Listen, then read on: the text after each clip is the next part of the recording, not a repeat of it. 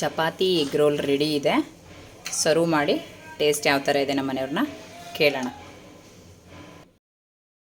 Hi friends, welcome back to Sachi creation. So ನಾನಿವತ್ತು ಚಪಾತಿಗೆ egg roll ಮಾಡ್ತಾಯಿದ್ದೀನಿ.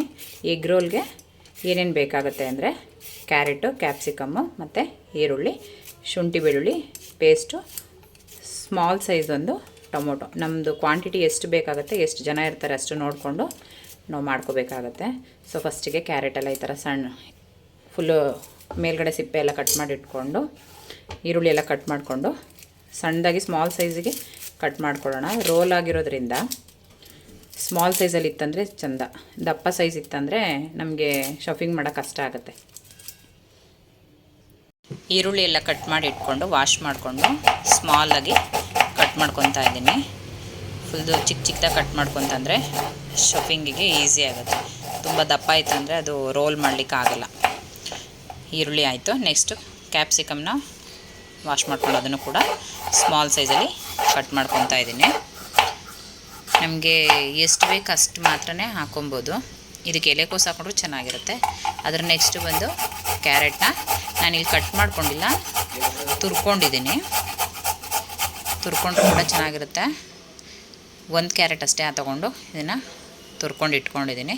ಮತ್ತು ಸ್ಮಾಲ್ ಸೈಜ್ ಟೊಮೊಟೊ ಬಂದು ಕಟ್ ಮಾಡ್ಕೊಂಡಿದ್ದೀನಿ. ಅದನ್ನು ಕೂಡ ಟೊಮೊಟೊ ಎಲ್ಲ ಕಟ್ ಮಾಡ್ಕೊಂಡಿದ್ದಾಯಿತು. ನೆಕ್ಸ್ಟ್ ಬಂದು ಮೊಟ್ಟೆನ ಕಟ್ ಮಾಡ್ಕೊತಿದ್ದೀನಿ. ಮೊಟ್ಟೆನೂ ಕೂಡ ಅಷ್ಟೇ ಸ್ಮಾಲ್ ಕ್ಯೂಬ್ಸ್ಗಾಗಿ ಕಟ್ ಮಾಡ್ಕೊಂಡಿದ್ದೀನಿ. ಎಷ್ಟು ಸ್ಮಾಲ್ ಆಗಿರುತ್ತೆ ಅಷ್ಟು ಚೆನ್ನಾಗಿರುತ್ತೆ, ಇಲ್ಲಾಂದ್ರೆಲ್ಲ ಅದು ಚಪಾತಿಯಿಂದ ಬಿದ್ದೋಗುತ್ತೆ. ನೆಕ್ಸ್ಟ್ ನೋಡಿ, ತರಕಾರಿ ಎಲ್ಲ ಕಟ್ ಮಾಡಿ ಇಟ್ಕೊಂಡಿದ್ದೀನಿ. ನಾನಿಲ್ಲಿ 3 ಈರುಳ್ಳಿ ತೊಗೊಂಡಿದ್ದೀನಿ, 1 ಕ್ಯಾಪ್ಸಿಕಮು, 1 ಕ್ಯಾರೆಟ್ ತೊಗೊಂಡಿದ್ದೀನಿ. ಇದಿಷ್ಟು ಫುಲ್ಲು ರೆಡಿಯಾಗಿದೆ. ಮೊಟ್ಟೆ ನಾನು ಇವತ್ತು ಇಬ್ಬರೇ ಇರೋದ್ರಿಂದ ಮಕ್ಕಳು ಸ್ಕೂಲ್ಗೆ ಹೋಗಿದ್ರು. ಸೊ ನನಗೆ ನನ್ನ ಹಸ್ಬೆಂಡ್ಗೆ ಇಬ್ಬರಿಗೆ ಮಾಡ್ಕೊಂಡ್ವಿ. ಅದಕ್ಕೆ ನಾನು ಎಲ್ಲ ಕಮ್ಮಿ ತೊಗೊಂಡಿದ್ದೀನಿ. ನೆಕ್ಸ್ಟು ಸ್ಟವ್ ಇಟ್ಕೊಂಡು ಸ್ಟವ್ ಮೇಲೆ ಬಾಣಲೆ ಹಾಕ್ಕೊಂಡು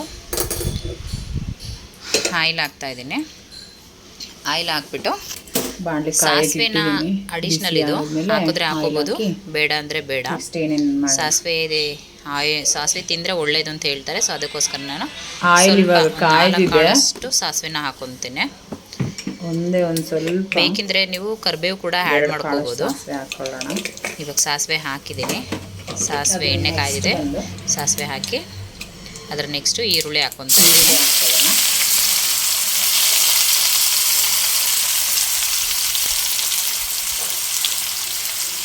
ಈರುಳ್ಳಿ ಆದಮೇಲೆ ಕ್ಯಾಪ್ಸಿಕಮ್ಮು, ಕ್ಯಾರೆಟ್. ಸೊ ನೆಕ್ಸ್ಟ್ ಬಂದು ಟೊಮೊಟೊ. ಇದನ್ನು ಇವಾಗ ಚೆನ್ನಾಗಿ ಬಾಣಲಿಗೆ ಹುರ್ಕೊಳ್ಳೋಣ.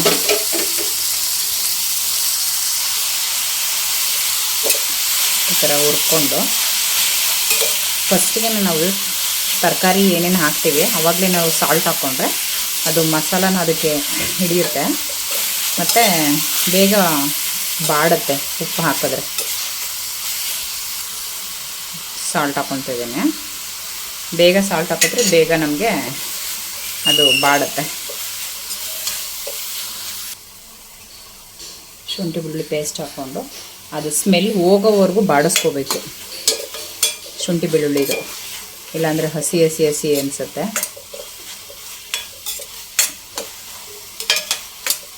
ಬೇಗನೆ ಕುಕ್ಕಿಂಗ್ ಆಗುತ್ತೆ, ತುಂಬ ಲೇಟ್ ಆಗಲ್ಲ. ಯಾರು ಮಾಡ್ತಾರೆ ಅಷ್ಟು ಏನು ಟೈಮ್ ಆಗೋಲ್ಲ. ಯೂಶ್ವಲಿ ನಾವು ಯಾವ ಥರ ಪಲ್ಯ ಎಲ್ಲ ಮಾಡ್ತೀವಿ ಅಷ್ಟೇ ಟೈಮ್ ತೊಗೊಳುತ್ತೆ. ಮಕ್ಳಿಗೂ ತಿನ್ನೋಕ್ಕೂ ಇಷ್ಟ ಆಗುತ್ತೆ, ಏನೋ ಡಿಫ್ರೆಂಟಾಗಿದೆ ಅಂತ. ಈಗ ತರಕಾರಿ ಎಲ್ಲ ನಾವು ಪಲ್ಯ ಮಾಡಿದ್ರೆ ಮಕ್ಕಳು ಕೆಲವೊಂದು ಸಲ ತರಕಾರಿ ಬೇಡ, ನಮಗೆ ಪಲ್ಯ ಬೇಡ ಅಂತ ಬರೀ ತುಪ್ಪ ಹಾಕಿಸ್ಕೊಂಡು ತಿಂತಾರೆ ನಮ್ಮ ಮನೇಲಿ. ಸೊ ಈ ಥರ ಮಾಡಿಕೊಟ್ರೆ ಏನೋ ಡಿಫ್ರೆಂಟಾಗಿದೆ ಅಂತ ಟೇಸ್ಟ್ ಮಾಡ್ತಾರೆ. ಇವಾಗ ಇದು ಸ್ಮೆಲ್ ಹೋಗಿದೆ. ಇದಕ್ಕೆ ಇವಾಗ ನಾವು 1 ಟೇಬಲ್ ಸ್ಪೂನು ಗರಂ ಮಸಾಲ. ಖಾರದ ಪುಡಿ ಬಂದು ನಮಗೆ ಎಷ್ಟು ಖಾರ ಬೇಕೋ ಅದು ನೋಡ್ಕೊಂಡು ಹಾಕೋಬೇಕು. ನಾನು 1 ಸ್ಪೂನ್ ಅಷ್ಟೇ ಹಾಕಿದ್ದೀನಿ. ಸ್ವಲ್ಪ ಇದು ಸ್ಟ್ರಾಂಗ್ ಇರೋದ್ರಿಂದ ಜಾಸ್ತಿ ಖಾರ ಅನಿಸ್ಬಿಡುತ್ತೆ. ಎಲ್ಲ ಮಿಕ್ಸ್ ಮಾಡಿಕೊಂಡು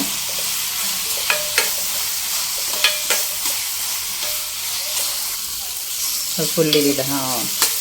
ಬಾಯ್ಲ್ ಆಗಿದೆ. ಇವಾಗ ಇದಕ್ಕೆ ಎಗ್ ಸೇರಿಸೋಣ. ಎಗ್ಗನ್ನ ಸ್ಮಾಲ್ ಸೈಜಲ್ಲಿ ಕಟ್ ಮಾಡಿ ಇಟ್ಕೊಂಡಿದ್ದೀನಿ ಈ ಥರ ಕ್ಯೂಬ್ ಸೈಜಲ್ಲಿ. ಸೊ ಇದನ್ನು ಇವಾಗ ಇದಕ್ಕೆ ಆ್ಯಡ್ ಮಾಡೋಣ.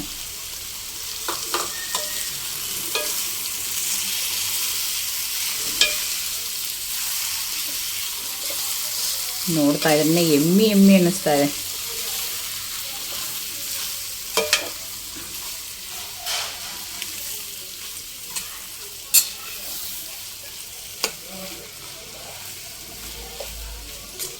ನೋಡಿ,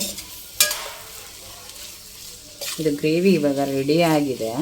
ಈಗ ನೆಕ್ಸ್ಟ್ ಬಂದು ನಾವು ಚಪಾತಿನ ಮಾಡ್ಕೊಳ್ಳೋಣ. ಸ್ವಲ್ಪ ಕಮ್ಮಿ ಉರಿನಲ್ಲಿ ಬೇಯಿಸೋಣ. ಅದನ್ನು ಕಮ್ಮಿ ಉರಿಲಿ ಸ್ವಲ್ಪ ಒಂದು 2 ಮಿನಿಟ್ಸ್ ಅದು ಸ್ಟೀಮ್ ಆಗಲಿ. ನಾನು ಅಷ್ಟರಲ್ಲಿ ಚಪಾತಿ ರೆಡಿ ಮಾಡ್ಕೊತೇನೆ.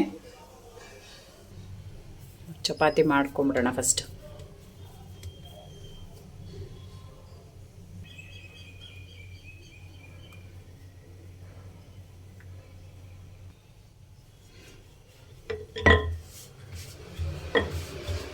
ನನಗೆ ಚಪಾತಿನ ನಾರ್ಮಲಾಗಿ ಅರಿಯೋದಕ್ಕೆ ಬರಲ್ಲ. ಈ ಥರ ನಾನು ಒಂದೇ ಕೈಯಲ್ಲಿ ಅರಿಯೋದು. ನಮ್ಮ ಮನೇಲಿ ಹೋಗ್ತಾ ಇರ್ತಾರೆ, ಅದೇನು ಆ ಥರ ತಿರುಗಿಸ್ಕೊಂಡು ಅರಿತೀಯಾ ಅಂತ. ಬಟ್ ನನಗೆ ಇದೇ ಥರನೇ ಬರೋದು, ಅದು ರೂಢಿಯಾಗಿಬಿಟ್ಟಿದೆ.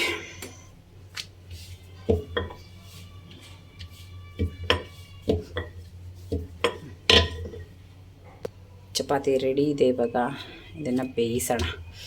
ಹಂಚನ್ನ ಕಾಯಕ್ಕಿಟ್ಟಿದ್ದೀನಿ. ಹಂಚು ಕಾಯ್ದಿದೆ. ಅದಕ್ಕೆ ಸ್ವಲ್ಪ ಆಯಿಲ್ ಹಾಕ್ಕೊಂಡು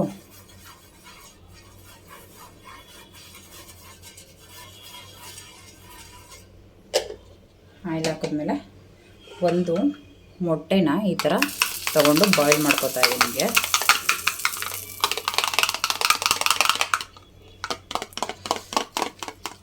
ಫಸ್ಟು ಈ ಥರ ಮಾಡ್ಕೊಂಡಾದ್ಮೇಲೆ ಇದನ್ನು ಇವಾಗ ನಾನು ಫಸ್ಟ್ ಹಂಚ ಮೇಲೆ ಹಾಕ್ತೀನಿ.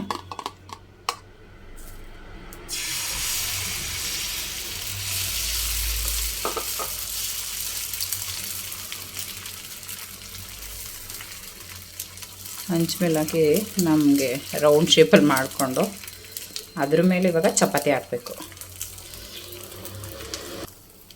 ಈಗ ಇದ್ರ ಮೇಲೆ ಚಪಾತಿ ಹಾಕ್ಕೊಳ್ಳೋಣ.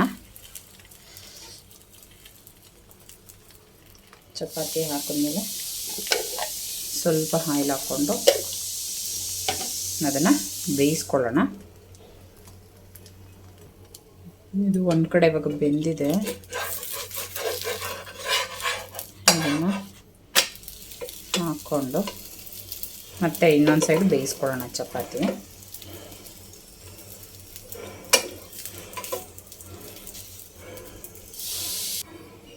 ಇವಾಗ ಆಗಿದೆ ಇದು. ಇದಕ್ಕೆ ನಾವು ಆವಾಗಲೇ ಮಾಡಿದ್ದು ಸ್ಟಫಿಂಗ್ ಮಾಡ್ಕೊಳ್ಳೋಣ.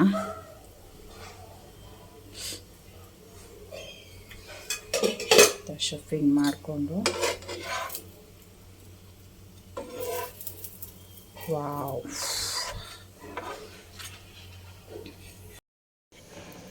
ಚಪಾತಿ ಎಗ್ ರೋಲ್ ರೆಡಿ ಇದೆ. ಸರ್ವ್ ಮಾಡಿ ಟೇಸ್ಟ್ ಯಾವ ಥರ ಇದೆ ನಮ್ಮ ಮನೆಯವ್ರನ್ನ ಕೇಳೋಣ.